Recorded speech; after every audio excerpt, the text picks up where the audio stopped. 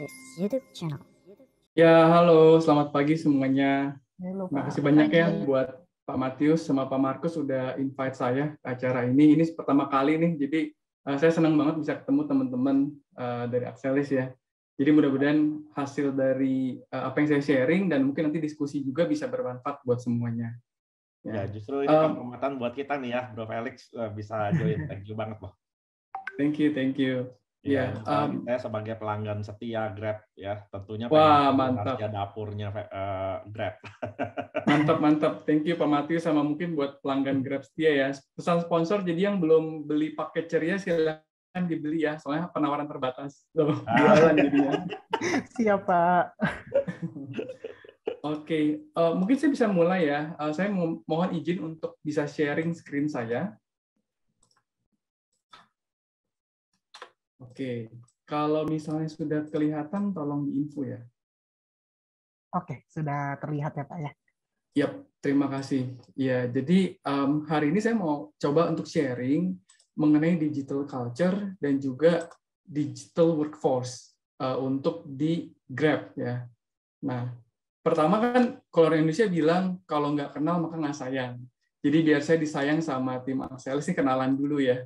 Jadi nama lengkap saya Felix Ignatius Tanumi Harja, biasa dipanggil Felix. Saya lahir di Bandung, tapi saya udah tinggal di Jakarta udah lama banget dari kecil gitu.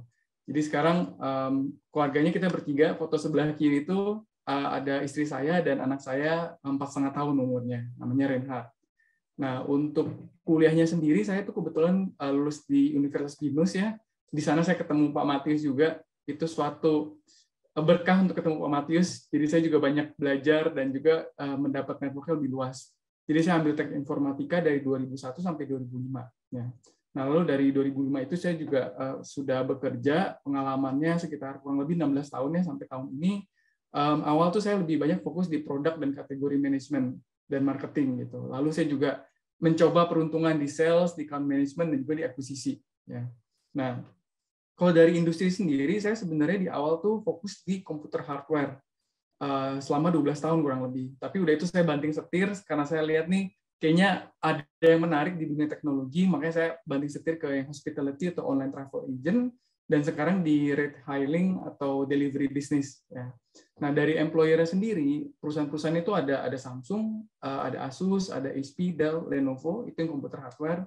Lalu saya sempat juga kerja di Expedia, online travel agent, dan sekarang di Grab. Untuk role yang sekarang saya jalani itu sebagai Regional General Manager untuk produk GrabFood dan GrabMart di Jawa Timur dan di Sulawesi. Nah, mungkin sekedar sharing aja, fun fact. Jadi, saya dulu tidak seperti ini fotonya, tapi selama pandemi ini, puji Tuhan saya belum pernah kena COVID ya, tapi selama pandemi ini karena mungkin kita mendapat kesempatan untuk bisa memperhatikan diri lebih baik dengan work from home, lalu juga makan makanan yang mungkin lebih bergizi ya daripada makan di luar. Jadi saya bisa turun sampai 18 kg selama pandemi ini gitu. Jadi mungkin terakhir ketemu Pak Matius, mungkin saya agak sedikit lebih lebar dari sekarang. Nah, lalu tadi Pak Matius sudah sempat mention juga ya, kalau saya sejak bulan Juni kemarin itu saya sudah tinggal di Bali ya sampai hari ini. Jadi sekarang ini saya sambil sharing di Bali gitu. Nah, oke, itu mungkin mengenai saya. Lalu karena berikutnya saya mau banyak sharing mengenai company ya, mengenai digital culture dan workforce di Grab. Jadi mungkin kita juga kenalan dari sisi company-nya. Grab sendiri tuh awalnya mulai sebagai perusahaan taksi. Jadi itu menjawab kebutuhan dari salah satu founder kita ya, seorang wanita namanya Huling. Dia itu merasa kalau naik taksi, dia di Malaysia, dia merasa kalau naik taksi itu kok untuk wanita tidak aman. Kenapa? Karena biasanya nyetop taksi di pinggir jalan. Kita nggak tahu drivernya siapa, attitude-nya seperti apa, apakah sebelumnya ada kasus, mobilnya pun kita tidak tahu mobil apa, atau plat nomornya pun kita baru tahu pada saat kita naik kan. Nah, lalu dari kebutuhan itu, maka munculnya dulu namanya MyTaxi sebelum Grab. Jadi dulu untuk MyTaxi itu fokus untuk market wanita, untuk wanita-wanita yang mungkin merasa tidak aman, merasa apalagi kalau misalnya sering pulang malam, itu bisa pakai aplikasi, di mana di aplikasi akan ada info ya, siapa drivernya, namanya, lalu mobilnya apa, plat nomornya berapa, dan itu semua terdata di dalam aplikasi. Jadi misalnya nih amit-amit terjadi sesuatu ya selama perjalanan, maka dengan mudah itu dari penumpang tersebut bisa melaporkan gitu ke perusahaannya ya, dari nama driver, dari nomor plat nomor segala macam. Ya, jadi itu awalnya kenapa Grab bisa ada sampai sekarang. Nah, lalu secara corporate sendiri itu sekarang Grab sudah tersebar di banyak negara, terutama di Southeast Asia ya. Jadi sekarang ini ada 8 negara ya, mungkin bisa dilihat ya, termasuk Indonesia. Salah satu visi Grab itu untuk driving Southeast Asia forward. Ya, jadi itu visi yang dari founder kita mau menjalankan. Nah, untuk perjalanannya Grab itu dari 2012 ya. Jadi dulu namanya MyTaxi hanya di Malaysia, lalu berkembang. 2013 ekspansi ke negara lain, 2014 dari MyTaxi berubah menjadi GrabCar sama GrabBike dan masuk Indonesia dan Vietnam.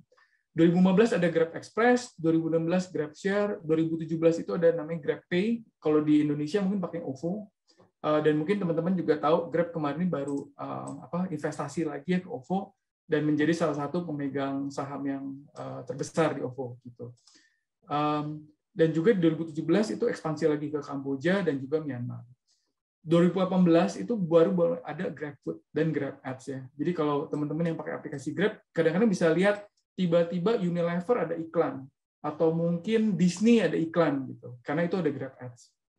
2019 lebih banyak lagi kita ada Grab Kitchen, yaitu Business Cloud Kitchen, ada GrabMart untuk grocery, ada Grab Finance, Grab Insurance, dan di 2020 lebih luas lagi ada Grab Invest dan Grab Defense. Jadi itu mungkin produk line up atau service yang ada di Grab.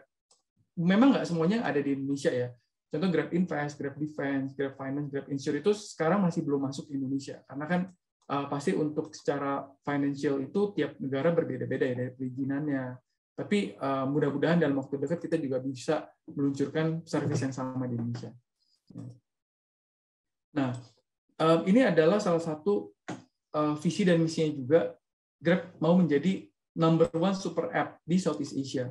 Ya, jadi ini tampilan dari Grab application, kalau teman-teman sudah familiar ya. Itu kita ada delivery, ada express, ada mobility. Mobility masih transport. Ya. Bahkan sekarang kita udah ada hotel, udah ada health, udah ada untuk bill payment juga. Dan untuk di Singapura kita ada GrabPay, tapi kalau di Indonesia kita pakai OVO ya untuk financial services-nya. Insurance dan insurance invest loans itu masih akan coming up, pay later juga akan coming up di Indonesia. Tapi kalau di negara lain itu kita udah ada semua service tersebut. Nah, kenapa kita mau dibilang sebagai super app? Karena Grab visinya itu sebagai super app kita ingin menjadi everyday everything app dalam consumer life. Jadi istilahnya ini life cycle dari seorang consumer ya, dari jam 6 pagi sampai jam 11 malam. Itu hampir setiap jam ada aplikasi ataupun service yang bisa digunakan di Grab. Ya, dari pagi-pagi mungkin makan pagi pesan di food, lalu mau berangkat kerja pakai ride ya, pakai GrabCar atau GrabBike. Lalu mungkin di perjalanan sambil bayar tagihan, telepon, internet segala macam. Siang makan siang. Lalu mungkin saya perlu ngirim barang nih dari kantor atau dari mana gitu, pakai Grab Express. Lalu mungkin sore-sore bisa sambil invest karena kan udah mau penutupan tuh ya biasa untuk jam saham kan. Lalu berikutnya karena malam mungkin mau ada kebutuhan belanja di GrabMart. Ya, lalu ada juga shopping. Lalu untuk pulang dari kantor ke rumah itu pakai ride. Ya, malam makan malam pakai GrabFood. Mungkin bisa bayar tagihan juga di malam. Kalau misalnya mau liburan bisa pesan hotel. Dan sebelum tidur biasanya kita sering lihat-lihat ya untuk online shopping. Jadi mungkin malam bisa dipakai untuk shopping juga. Jadi itu caranya Grab menjadi super app yang bisa integrate ke dalam kehidupan konsumer sehari-hari. Nah, lalu untuk dari leadership ya, untuk di Southeast Asia itu semuanya Grab sekarang nomor 1 ya. Untuk mobility atau transport itu nomor 1. Sudah 8 tahun.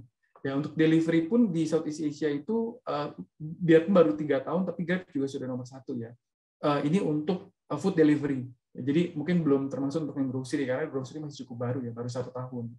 Dan financial services pun untuk secara digital wallet payment ya, mungkin memang di Indonesia GrabPay atau OVO mungkin belum nomor 1, tapi secara Southeast Asia itu sudah nomor 1 ya untuk di Southeast Asia. Nah, tadi saya sempat mention mengenai perubahan behavior ya, perubahan dari cara customer kita spending atau belanja. Nah, kalau kita lihat pada saat ini juga saya ambil dari Google ya, jadi teman-teman juga bisa cari sendiri untuk ride sharing market ya. Jadi kayak GrabCar, GrabBike, mungkin kompetitor punya kayak GoCar, GoBike itu, Gojek itu mereka tuh di awal 2019 tuh agak sedikit struggle. Jadi 2018 ke 2019 itu growing masih signifikan. Jadi yang garis warna abu-abu ini adalah proyeksi sebelum COVID diperkirakan. Tapi karena COVID itu benar-benar terpukul ya, karena orang tidak mau lagi kayak naik sharing car, naik sharing bike, itu bisa dibilang dari 2019 ke 2020 agak flat.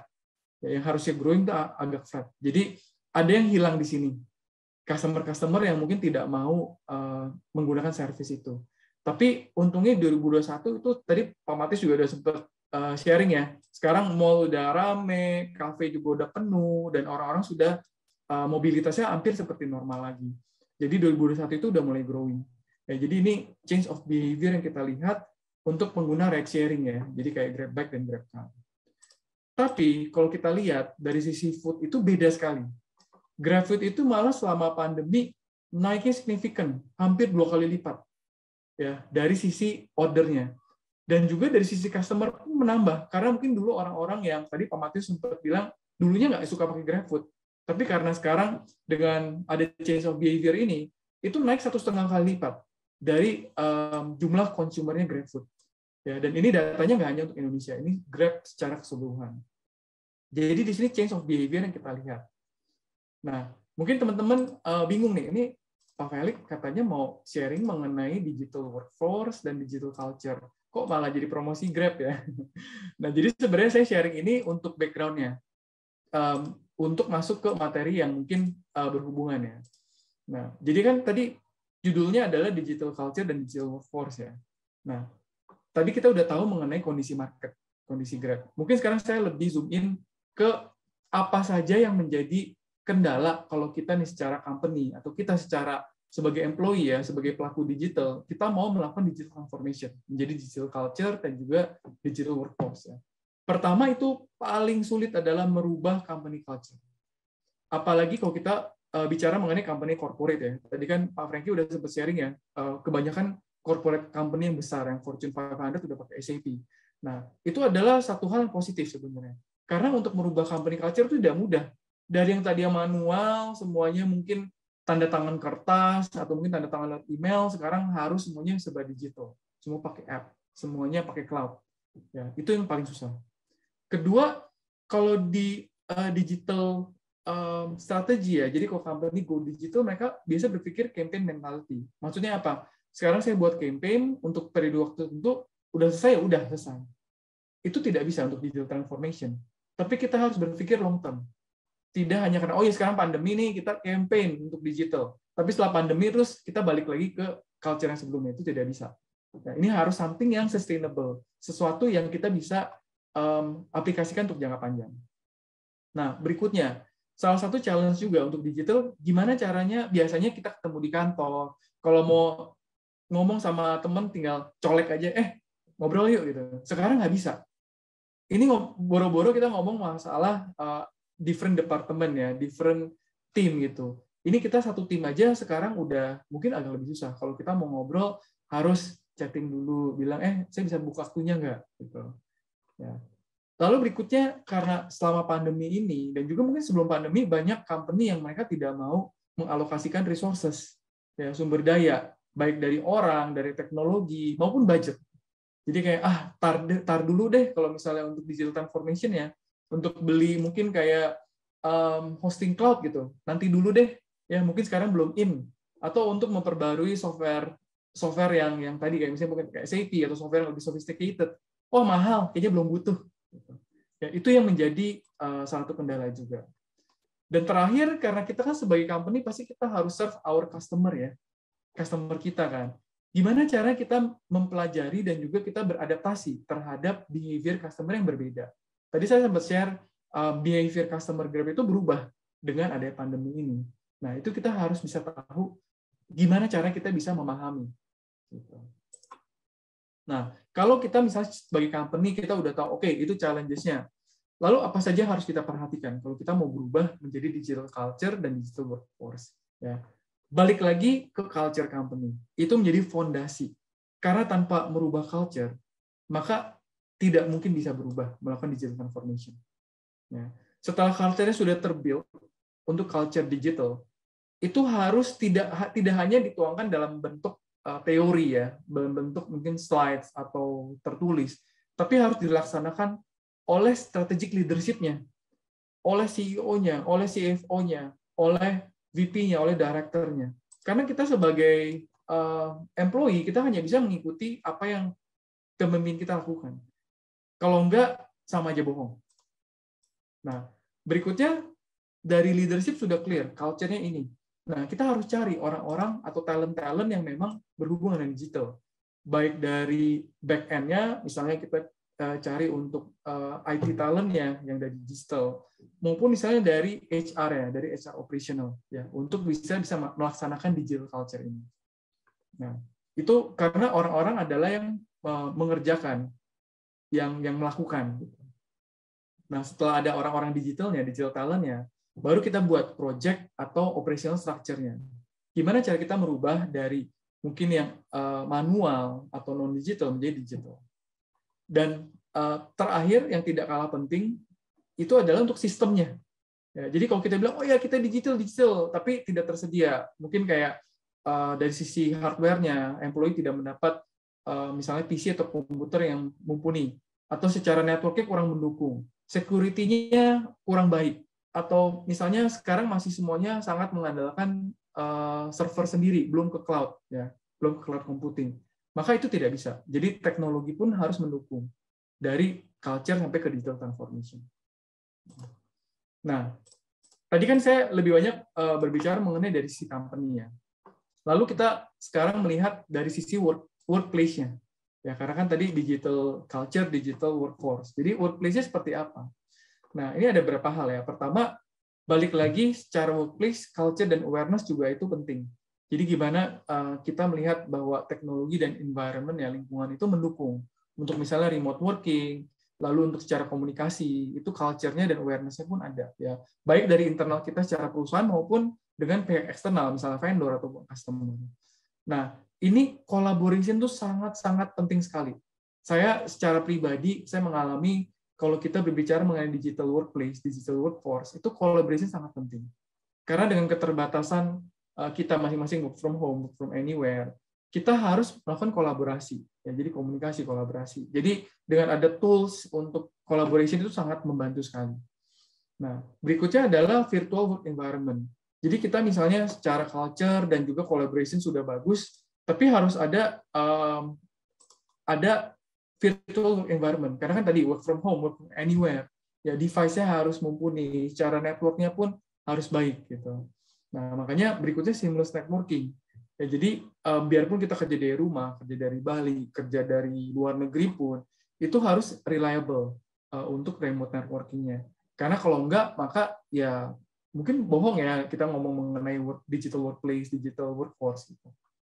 Nah, berikutnya banyak perusahaan yang sekarang mungkin hanya bertransformasi untuk ke digital workforce ini untuk pandemi saja, which is itu nggak bisa.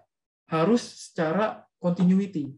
Gimana caranya agar business continuity itu bahkan setelah pandemi pun, tadi yang Pak Matius bilang, udah menjadi endemi, udah menjadi new normal, itu masih bisa continue. Ya, dengan model workforce atau workplace yang seperti sekarang. Dan terakhir, pasti kalau secara company kita pasti akan khawatir nih, kalau misalnya, wah, kalau kerja dari work from home, work from anywhere, nanti datanya bocor, apa segala macam ya. Sekarang mungkin banyak teman-teman yang dengar di berita, bahkan pemerintah aja banyak yang datanya bocor ya.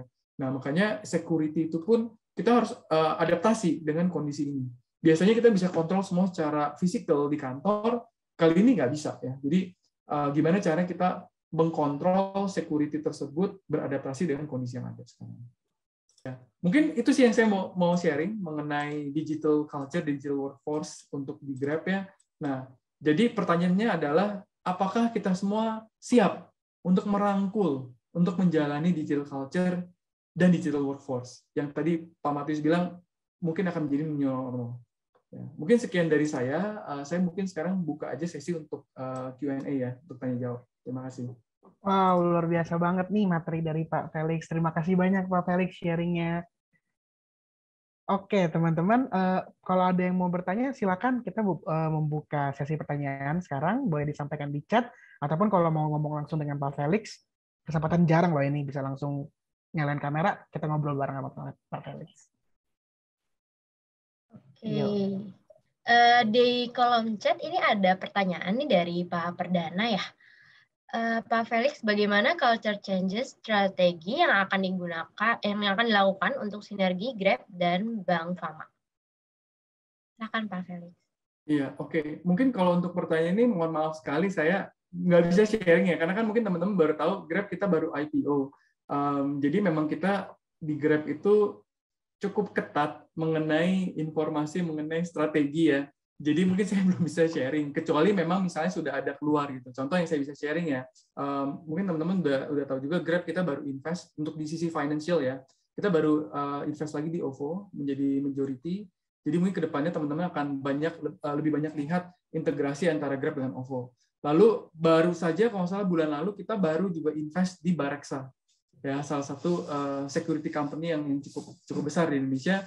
Jadi juga tadi kan saya sempat sharing kalau di Singapura, di negara lain itu Grab Financial Services-nya udah banyak sampai invest segala macam. Di Indonesia kan memang kita masih belum. Makanya kita sekarang lagi coba kejar ke sana. Makanya teman-teman banyak lihat Grab tuh sekarang banyak invest di bisnis di industri finance ya. Jadi mungkin kalau memang nanti sudah ada beritanya baru saya bisa sharing. Tapi sekarang mohon maaf sekali Pak Perdana ya. Oke. Baik, terima kasih Pak Felix. Kira-kira dari yang lain ada yang mau tanya lagi? Halo, Mungkin, Pak Felix.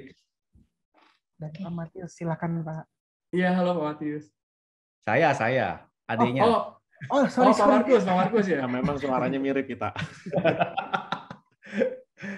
Iya, thank you juga untuk Pak Felix ya, udah mengisi jadi narasumber di Excelis Conference ini ya. Jadi saya perhatikan gini ya, kita ini lagi quote unquote dipaksa ya untuk menciptakan digital yang tadi ya, situasi apa-apa semua digital begitu ya. Nah yang menarik, saya kemarin ngobrol juga dengan salah satu ya saya nggak tahu top management di salah satu perusahaan yang besar lah ya, enterprise gede banget ya. Dan mereka itu sebenarnya sebelum pandemi itu sudah melakukan bahkan mengundang konsultan gitu ya untuk membuat situasi seperti hari ini sebenarnya sebelum pandemi ya. Nah, cuman memang ketika dilakukan akhirnya menjadi cost yang sia-sia menurut dia gitu ya, karena ternyata big boss-nya memang tidak mau gitu. Jadi mereka tahu dunia ini berubah gitu ya. Mereka tahu perlu panggil konsultan, mereka tahu perlu belajar, tapi tetap dalam hati kecil atau dalam hati besar saya nggak tahu ya. Kenyataannya ternyata bosnya itu tetap apa-apa masih mau manual begitu. Ya. Nah, Excelis mau belajar nih dari Grab ya. Kita ini ya beberapa kali sudah kita lakukan ya, termasuk partner saya Pak Matius juga ya melakukan work from Bali gitu ya. Nah, kira-kira ini sebenarnya ya, menurut Pak Felix, kira-kira ini kita memang secara sadar ya harus berubah ya. Lalu apakah kita itu kalau menolak ya akibatnya apa gitu ya? Karena saya jadi ya karena kita perlu berpikir keras tentang ini ya. Kita nggak mau ikut apa konsekuensinya gitu ya, atau kita abaikan kita nanti akan jadi seperti apa gitu. Nah itu yang sebenarnya kita masih gamang sih kalau saya bisa bilang gitu. Saya pribadi gamang bagaimana mengelola ini karena minggu depan saya juga akan mencoba ya work from Cirebon ya. Tadi kan work from Bali. Saya besok akan berangkat ke Cirebon 3-4 hari. Saya akan berusaha bekerja dari sana begitu. Ya. Nah karena kami kan memang awalnya konvensional ya, beda kalau Grab ya memang sudah dari sananya begitu tadi ya Pak Felix bilang ya. Bahkan sebelum pandemi sudah melakukan ini semua. Nah, kira-kira kalau saya melakukan itu ya saya ada kegamangan nih ya. Apakah ada tas yang akan terlewat gitu ya, apakah staf saya nyaman gitu ya, di manage dari jauh, bla bla bla gitu. Nah, kira-kira kita memang harus ya. Lalu kalau tidak, bagaimana konsekuensinya? Begitu, Pak Felix. Terima kasih sebelumnya jawabannya. Ya, terima kasih banyak Pak Markus. Kayaknya ini Pak Markus benar-benar menyuarakan suara-suara dari banyak company sih. Mungkin nggak hanya Axelis ya. Saya yakin banyak sekali company yang mengalami situasi yang sama. Gitu. Nah, mungkin kalau saya boleh sharing ya, ini slide saya yang sebelumnya, memang nomor satu paling besar itu challenge dari digital transformation adalah changing company culture. Pasti itu paling besar. Makanya 63%, very important-nya ya. Nah, lalu gimana caranya? Tadi kan Pak Markus sempat sharing, dari company sebenarnya udah tahu, mereka mau merubah culture-nya. Tapi memang nomor satu ya, kenapa kita nggak cari orangnya dulu, kita nggak buat structure, atau kita nggak purchase teknologinya, karena dari leadership-nya harus menjalankan. Nah, jadi kalau tadi Pak Markus bilang, Pak Markus mau coba untuk WFC ya, work from Cirebon, itu adalah satu kemajuan sebagai leadership, sebagai strategic leadership, mau menjalankan culture yang akan dijalankan oleh company. Di Grab itu kemarin kita sempat ada iseng, kita tadi nggak saling tahu siapa aja work from Bali. Jadi kita adain ngumpul-ngumpul gitu yang work from Bali ya. Ternyata ada 30 orang yang work from Bali di Grab. Dan tidak ada yang base di Bali, ada yang base di Surabaya, ada yang di Makassar, ada yang di Jakarta, ada yang di Bandung gitu. Nah, kenapa? Kita sempat ngobrol ya, kok kita mau ya work from Bali? Karena memang CEO kita, co-founder kita pun ya mereka menjalankan. Co-founder kita juga sempat work from Bali. Sekarang dia udah balik lagi. Awal-awal pandemi dia work from Bali, gitu. Tapi kebetulan dia baru punya anak, jadi dia stay di Singapura. Dan juga dari beberapa leadership management di Grab pun ya work from anywhere. Ada yang sekarang di Sydney, ada yang di mana-mana gitu.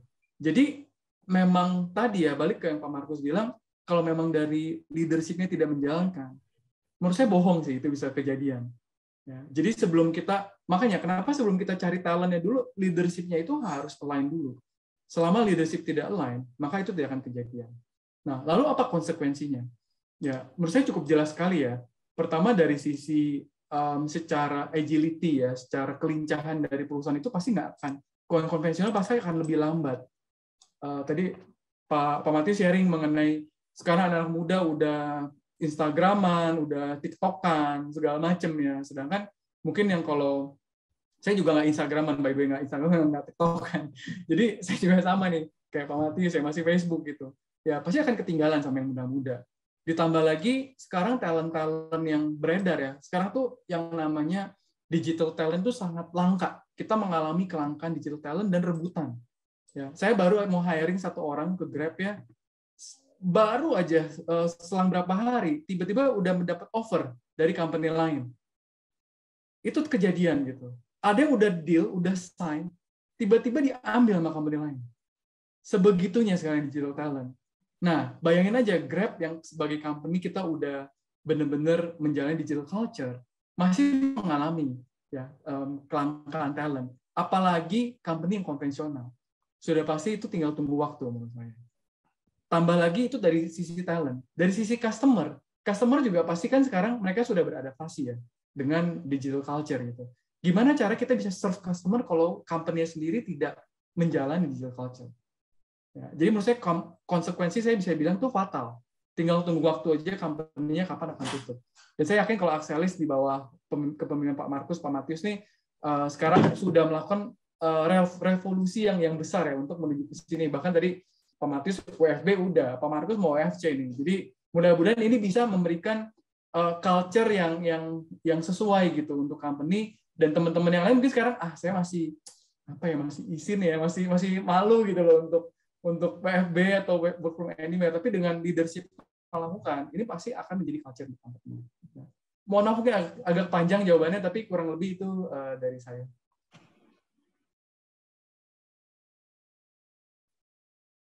Wah, luar biasa banget nih Pak Felix sharingnya. Jadi kita memang beruntung guys, di sini kita bisa ngerasain kurang lebih apa sih teman-teman yang kita di Grab juga rasain. Di mana kita bisa dikasih kesempatan untuk work from anywhere, dan itu juga di encourage juga sama Pak Matius waktu itu. Oke, mungkin apakah ada pertanyaan lagi, teman-teman? Oh, ini ada dari Pak Vika Andrianto. Pak Vika Andrianto menyampaikan, salah satu obstacle dari digital culture working dengan work from anywhere adalah engagement employee berkurang. Dikarenakan kurangnya interaksi langsung dan biasanya muncul miskomunikasi yang sering terjadi di antara karyawan. Nah, apakah ada engagement program yang berhasil dijalankan di Grab untuk mengatasi hal tersebut? Silakan, Pak.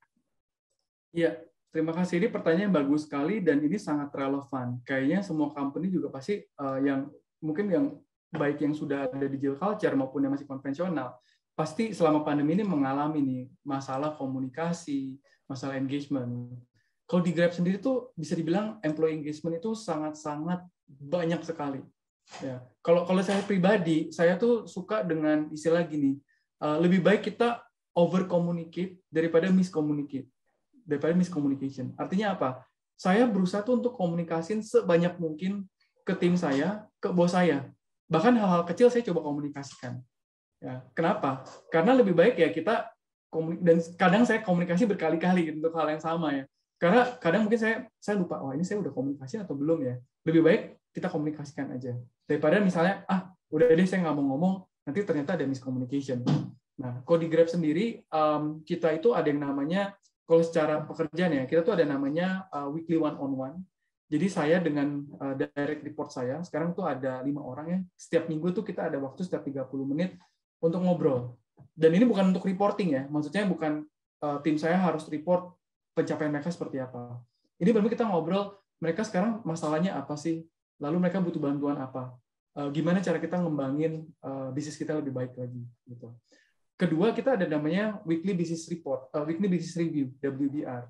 Jadi setiap minggu itu kita melihat secara performance, itu bisa dihadiri oleh semua timnya, untuk kita lihat bagaimana pencapaian kita. Mungkin apa yang masih kurang, apa yang bisa kita perbaiki untuk bisa mencapai target yang diberikan oleh company. Nah, itu yang berhubungan dengan pekerjaan. Sebenarnya cuma 2 sih yang berhubungan dengan pekerjaan. Yang tidak berhubungan dengan pekerjaan itu banyak. Contoh, kita ada namanya monthly town hall ya. Jadi town hall itu semua tim dikumpulkan, tujuannya cuma satu, have fun aja. Kita di sana ngerayain ulang tahun, merayakan yang ada anniversary pekerjaan. Kita buat game, kita bisa buat game kayak Kahoot lah, atau bisa buat game yang receh-receh dan ada hadiahnya gitu. Sana kita juga celebrate, misalnya ada awarding, misalnya kayak best sales, best admin, best apa gitu. Kita ada awarding best manager. Jadi selama waktu kurang lebih 1 jam itu ngobrol bisnisnya cuma kayak 5 menit, 10 menit. Sisanya tuh benar-benar kita having fun. Ya. Itu kita ada namanya Monday Town Hall. Terus saya juga dengan tim saya, kita ada yang namanya Monday Pitch. Jadi setiap Senin kita 30 menit itu kita ngobrol mengenai berbagai hal. Jadi misalnya salah satu tim saya merasa, sekarang kok saya agak susah ya untuk bisa masuk ke dalam komunikasi sama tim saya. Dia ngomong, terus kita saling kasih usul gitu. Yang mungkin bisa coba ini, bisa coba ini. Jadi ngobrol aja ya Monday Pitch itu. Ya, dan itu semua di luar kerjaan. Maksudnya bukan kita ngomong gimana cara kita achieve target, gimana cara kita mengalahkan kompetitor gitu. Bisa berbagai hal. Ya. Dan kalau setiap 3 bulan sekali itu kita ada namanya offsite. Jadi offsite itu kita biarpun tadi kan semua berasal dari tempat yang berbeda-beda, tapi kita ngumpul di satu tempat ya untuk ketemu. Memang kita nggak bisa memungkiri namanya orang Indonesia ya, ketemu muka itu masih penting juga. Ya, jadi kita ada offsite. Di sana kita bisa ada outing ya, mungkin bisa hiking, kita bisa dinner bareng gitu. Mungkin cuma 1-2 hari, tapi itu juga penting. Gitu. Jadi mungkin kurang lebih itu sih engagement yang sekarang dari Grab lakukan ya.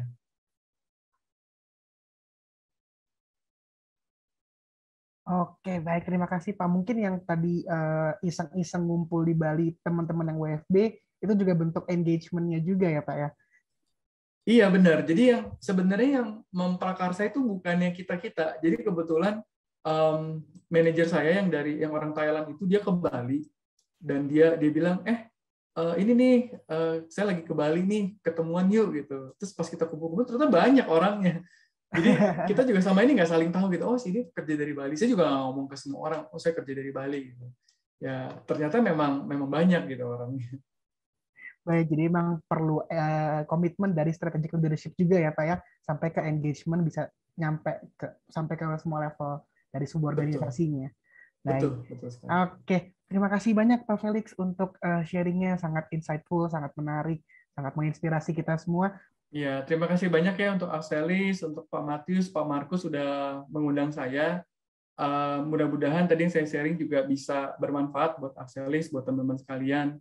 Nanti kalau memang ada acara lagi, mau undang lagi, silahkan. Saya dengan sangat senang hati untuk hadir. Waduh. Siap, kehormatan buat bersyukur sekali kita. Thank you banget. Banyak Pak Felix. Ya, terima kasih. Saya sambil izin juga ya semuanya. Terima kasih. Baik, terima kasih Ya, Pak. baik. Sampai Terima ketemu kasih, lagi Pak. Pak.